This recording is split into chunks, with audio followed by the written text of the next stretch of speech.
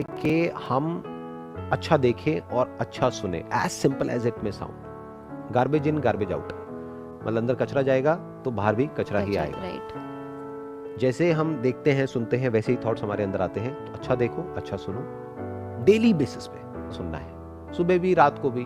बाकी अपना जो काम है वो करते रहना है, कुछ अच्छा पढ़ लेना है, कुछ अच्छा सुन लेना है। सबसे 1. Do meditation, forget every tension. Number 2. Stop comparing with others and focus on yourself. Number 3.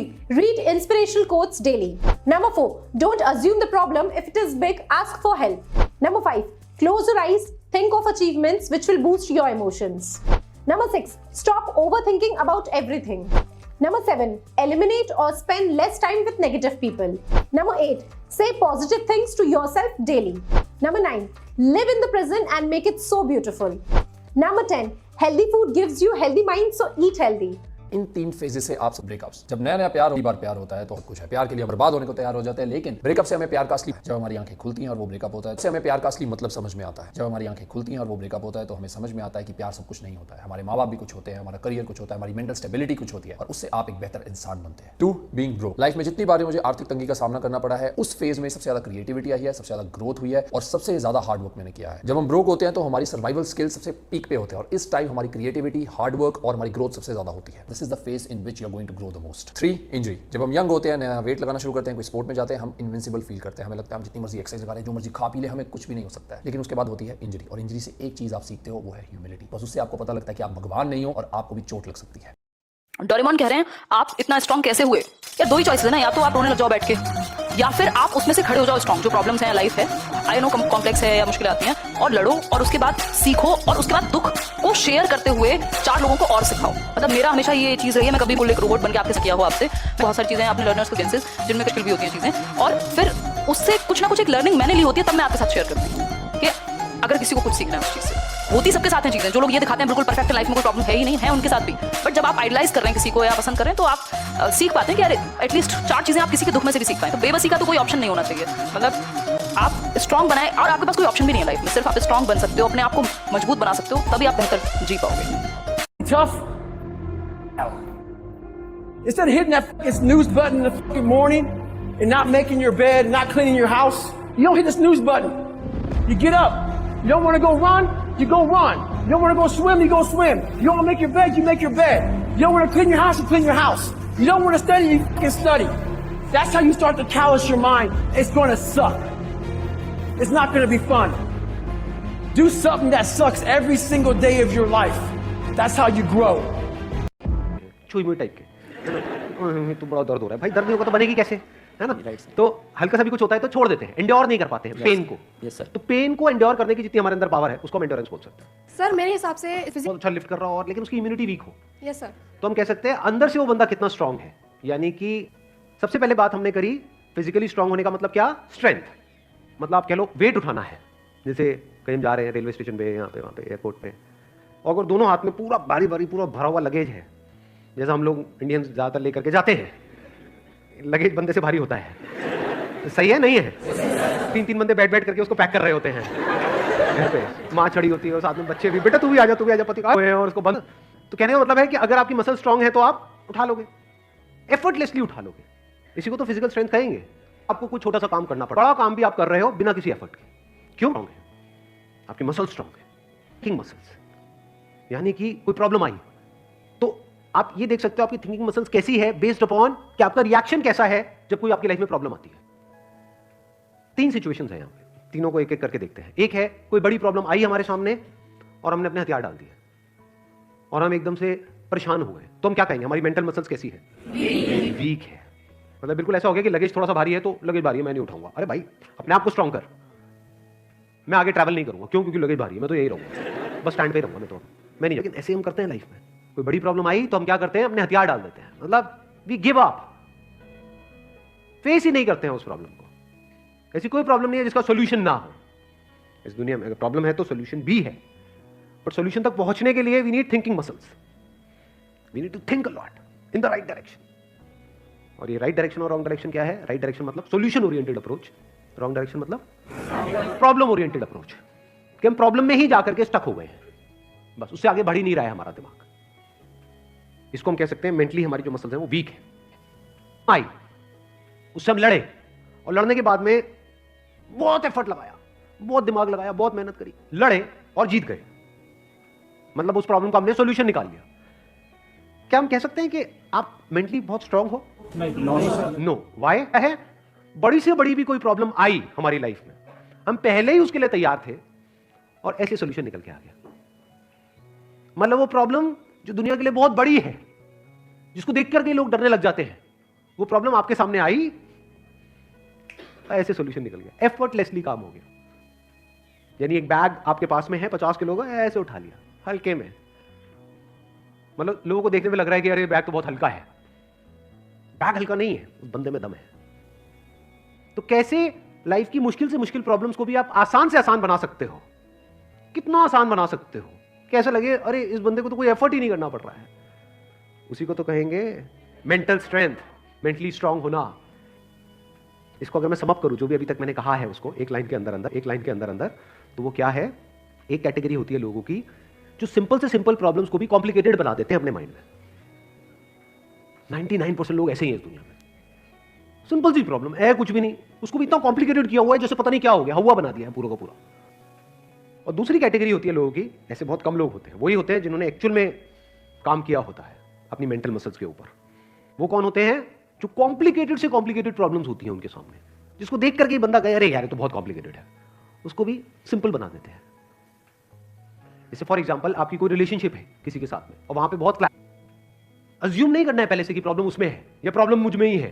ये भी एक विक्टिम मेंटालिटी होती है, मेरे वो तो सब सही है बस मेरे में, ये भी बड़ी गंदी मेंटालिटी होती है। विक्टिम प्रॉब्लम एग्जैक्टली क्या हो रही है रिलेशनशिप, वो जो क्लैश हो रही है उसकी जड़ क्या है, उसका कॉज क्या है, अगर वो हमको समझ आ जाता है बारीकी से, तो क्या वो प्रॉब्लम जड़ से ठीक नहीं हो जाती? और अगर हम वो तो है ही है, हम खुद भी तो कितनी गलत ट्रेनिंग दे रहे हैं, तो बाहर का बाद में देखेंगे, पहले खुद का तो ठीक कर ले। It is everything. अब आप कुछ भी, आप खाली सोचो पूरे दिन में आप अपने आप से क्या बातें करते हो। Simple example, it could be मुझे बहुत गुस्सा आता है यार, मेरे को सुबह नींद, अरे मैं सुबह जल्दी उठ ही नहीं सकता, उठती ही नहीं है, कैसे जाओ वॉक पे, जिम तो नींद ही नहीं उठती है। कोई आपको 5 लाख रुपए आके दे रहा है तो उठेगी ना, 10 दिन उठोगे ना, 10 महीने तक नहीं सोओगे ना। मतलब यानी कि कैपेसिटी है, कंडीशनिंग माइंड में, मन को बोल दिया नहीं उठ सकता, नहीं उठ सकता, नहीं तो नहीं उठना है, बॉडी को ऑर्डर दिया हुआ है नहीं उठना है। फिर आप बोलते हो कि बॉडी की कमी है कि उठ ही नहीं पाता। नहीं भाई, आपने ऑर्डर दिया है तो वो ऑर्डर तो मानेगा ना। एवरीथिंग आप बोल दो कि मैं रोज सुबह 5 बजे उठ जाता हूं ना, तो 5 बजे उठ भी जाते हो। होता है ना, कितनी बार रात को सोते हो बोलते मैं 5 बजे उठ जाऊंगा, टक 5 बजे ही, अरे 1 मिनट पहले और बाद में भी 5 बजे ही नींद खुलती है। कितनी बार ऐसा हुआ है कि हम अलार्म लगाकर सोए हैं और अलार्म के पहले आंखें खुली है? होता है ना। क्यों होता है? क्योंकि जब आप अलार्म लगा रहे हो, आप अपने माइंड को बोल रहे हो मुझे उठकर ये बंद करना है, माइंड उठा के पहले ही उठा ही देता है, पहले ही उठा लेता है, क्या उसे बंद कर पाओ। ये साइकिल हर वक्त काम कर रही है, एवरी मोमेंट काम कर रही है, हर वक्त आप अपने आप को कंडीशन कर रहे हो, रिमोट कंट्रोल आप ही के हाथ में है। अब लेट्स कम टू इतने साल तक जो कंडीशनिंग हुई है,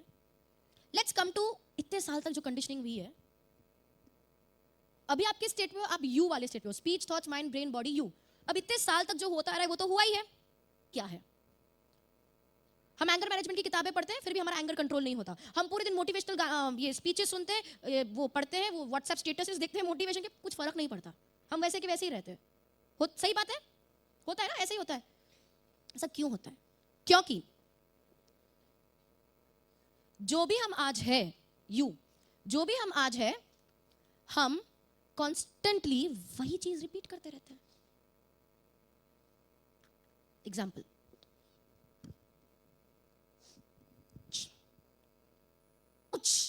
पेनिंग, बहुत दर्द हो रहा है, इट्स पेनिंग,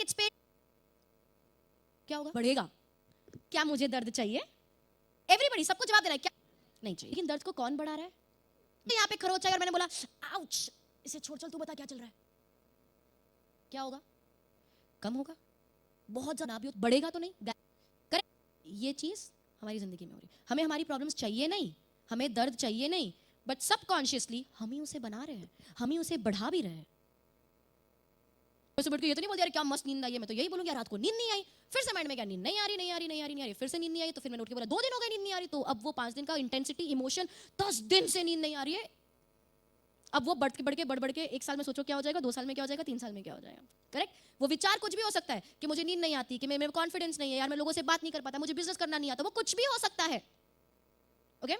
अब है इसे हम सॉल्व कैसे करें। इधर भी है लेकिन बॉक्स जो सिर्फ नेगेटिविटी से भरा हुआ है, क्या बाहर आएगा, क्या बाहर आएगा बॉक्स से, उसमें से क्या बाहर आएगा। लेकिन मैं बोलूं नहीं कर ना, वो तो ब्रिलियंट चल रहा है, उसको साथ छेड़छाड़ नहीं करनी। समझो ये वो पार्ट है जो नेगेटिव है।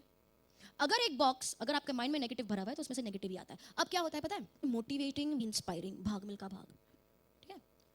आप एक कोई मोटिवेटिंग मूवी आती है बड़ी इंस्पायर, आप इंस्पायर हो जाते हो, यार अब तो मुझे भी कुछ हो। आज का लेक्चर आपने सुना, अब आपको करना है, मेरे को तो वो करना बहुत हो गया, इंस्पायर हो जाते हो, घर जाते हो 1 घंटा 2 घंटा 3 घंटा 4 घंटा 5 घंटे करेंगे, कभी सस्टेन नहीं रह पाता।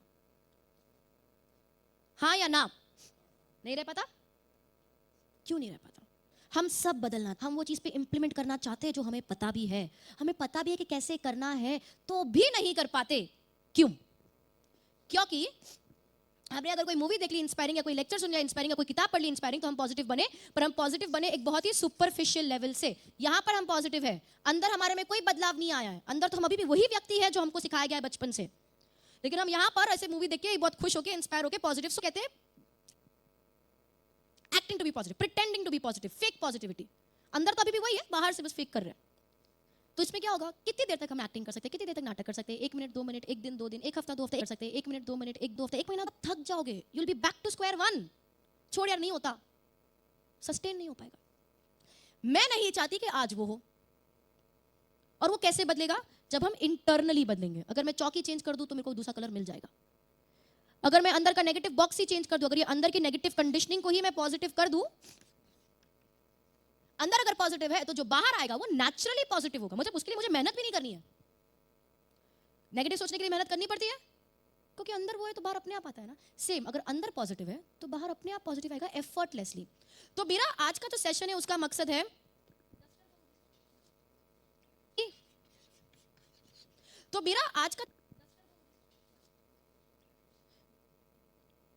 टू बिकम नेचुरली, हाँ रख दीजिए, पॉजिटिव थिंकर्स।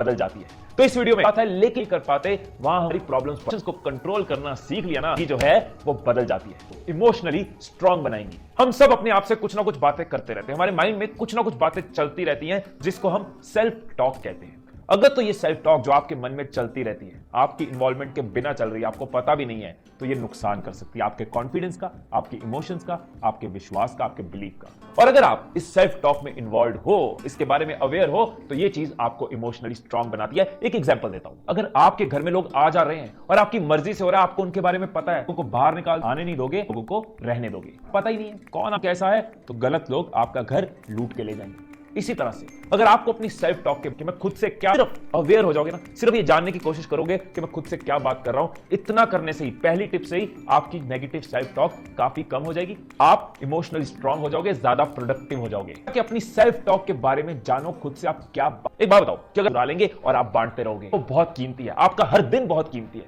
तो जो भी नेगेटिव लोग आपके आसपास है ना, वो आपको इमोशनली वीक करते हैं, वो आपकी एनर्जी ड्रेन करते हैं। ऐसे लोगों को अवॉइड करो, इनके साथ कम से कम टाइम स्पेंड करो। आप एक केमिस्ट शॉप पे, जब भी आपकी फीलिंग्स में आपको कुछ अप डाउन लगे तो अपनी इमोशंस को दबाओ मत, उनको समझो, उनको आइडेंटिफाई करो, उनको नाम दो। अब एक चीज जो हमें इमोशन हो जाएगा, जितनी जल्दी हो जाएगा ना, उतनी जल्दी आप इमोशनली स्ट्रांग हो जाओगे। वैसे भी जो कुछ नहीं करता ना, वो ये करने के लिए दम है तो हर किसी को सीरियस। तो लोगों की बात को सेंटी कर करके खुद को इमोशनली वीक मत करो। सुनो, देखो, काम किया तो रख लो, नहीं तो KFP। क्या फर्क। बातें हमेशा अपने साथ रखना। सेल्फ टॉक को देखो, उसमें इन्वॉल्व हो। जो भी लोग आपकी एनर्जी छीनते हैं उनसे सावधान रहो। अपनी इमोशंस को समझो, उनको नाम दो।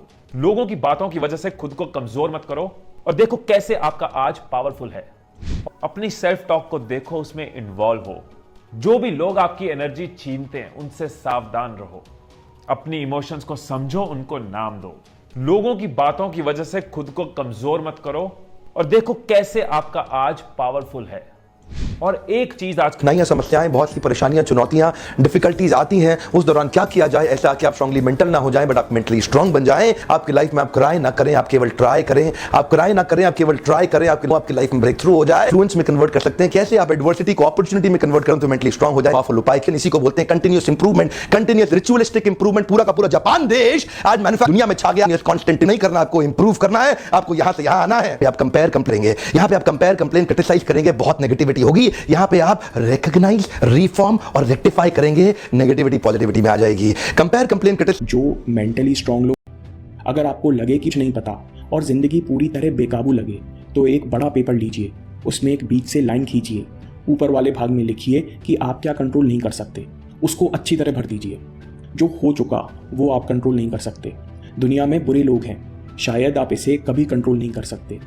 आप अपने विचार और इमोशन भी हर समय कंट्रोल नहीं कर सकते। और नीचे वाले भाग में लिखिए कि आप क्या कंट्रोल कर सकते हैं। आप अपना रिएक्शन और अभ्यास ज़रूर कंट्रोल कर सकते हैं। चीज़ों का मतलब निकालना और अपना दृष्टिकोण भी आप कंट्रोल कर सकते हैं। जब शीट भर जाए तो ऊपर वाला हिस्सा फाड़कर उसमें आग लगा दीजिए और अपने डरों को धुआं होते हुए देखिए। आप कहेंगे ये दोनों बातें सुनने में बहुत अच्छी लगती हैं। हम एक आध बार चिंता, फ्रस्ट्रेशन या शिकायत करना छोड़ सकते हैं, लेकिन ये तरकीबें कुछ ही देर काम करती हैं। इसी बात से अगली आदत पर, छोटी गलतियों, जब गलतियों के बारे में सोचते हैं तो पहले शर्म और फिर गुस्सा आता है। इसलिए एक छोटा सा थॉट एक्सपेरिमेंट कर लीजिए कि आप बड़े भाई हैं और आपका परेशान हिस्सा आपका प्यारा आज्ञाकारी छोटा भाई है। अब अपने इस छोटे भाई के साथ मिलकर सोचिए कि अपन से गलती क्यों हो रही है और छोटे अपन कैसे इसको सुलझा सकते हैं। आप 3 लेवल पर काम कर सकते हैं: external triggers, habit, belief system. फिर अपने छोटे भाई के साथ मिलकर सॉल्यूशन और एक्शन लिख लीजिए। फिर अपने भाई को प्रेम से समझाइए कि हर बार गलती से बचने के लिए मोटिवेशन बना रहे, इसलिए हमें वाई भी पता होना चाहिए कि हम गलती क्यों सुधारना चाहते हैं, और पेपर पर वाई लिख लीजिए। इस लिस्ट को हमेशा अपने साथ लेकर चलिए। इस लिस्ट को हर हफ्ते अपडेट करते रहिए। दोस्तों, बड़ा सिंपल तरीका है बिना शर्मिंदा और दुखी हुए अपनी कमियों पर काम करने का। दोस्तों, हमने कहा था कि इन 3 गलतियों से बचने से आप बाकी 10 से भी बच जाएंगे। आइए समरी में देख लेते हैं। जब आप महसूस करने लगते हो कि world does not owe you anything, ऐसा कोई गारंटी कार्ड आपके पास नहीं है कि आपके साथ सब बढ़िया होगा, तो आप स्वतः ही अपने ऊपर तरस खाना बंद कर देते हैं, दूसरों की सफलता या किस्मत से जलना बंद कर देते हैं, क्योंकि आपको वो लोग भी दिखते हैं जो बहुत मेहनती, काबिल और मासूम हैं, फिर भी परेशान हैं, और आप दूसरों की सेवा और मदद के लिए तत्पर हो जाते हो। जब आप छोड़ देते हैं तो आपके कंट्रोल में नहीं है, तो अपने उन चीजों पर काम करते हो जो आपके कंट्रोल में है। ऐसा करने से पहले क्या हुआ, भूतकाल में